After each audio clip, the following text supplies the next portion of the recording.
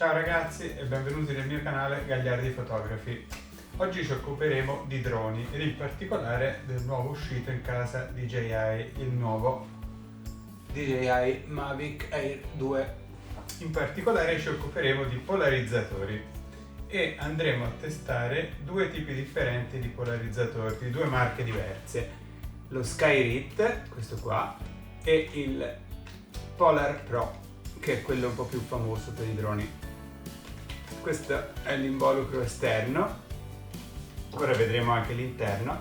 Le prove che andremo a fare saranno al mare, andremo quindi in un ambiente molto luminoso in cui i tempi normalmente per fare una foto si aggireranno intorno a 1.640 o anche qualcosa di più e proveremo quindi i vari tipi di lenti polarizzate sia della Polar Pro che dello Skyrit.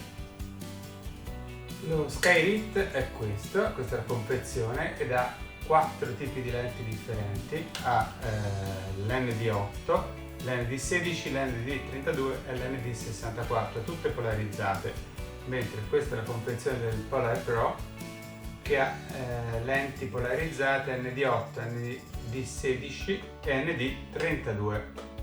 Per esperienza comunque la lente che c'è in più qua sullo Skyrit non è secondo me essenziale, perché dalle prove che ho fatto un ND32 è più che sufficiente per lo scopo che vogliamo raggiungere noi. Infatti cosa ci servono queste lenti?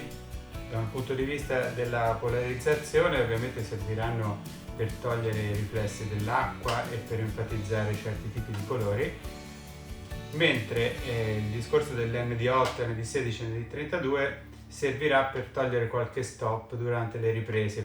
Infatti il nostro scopo in fase di ripresa è effettuare dei video in cui i tempi siano il doppio del frame rate, cioè significa che se registriamo a un frame rate di 30 frame al secondo dovremo avere un sessantesimo come tempi, mentre se registriamo a un sessantesimo, nel caso di magari per dopo effettuare un po' di slow motion, dovremo avere tempi di un centoventesimo. Poi vedremo nel dettaglio successivamente i vari video.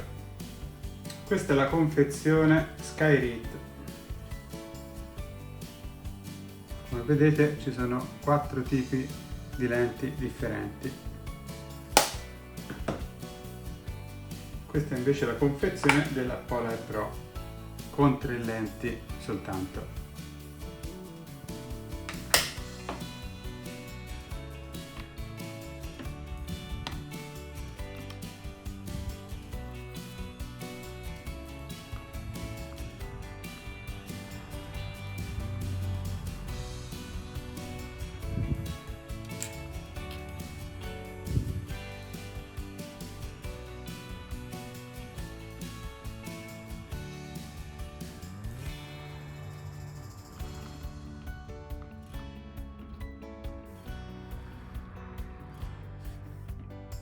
Quindi adesso non ci resta che andare al mare, fare le nostre prove e poi ritrovarci alla fine per le conclusioni.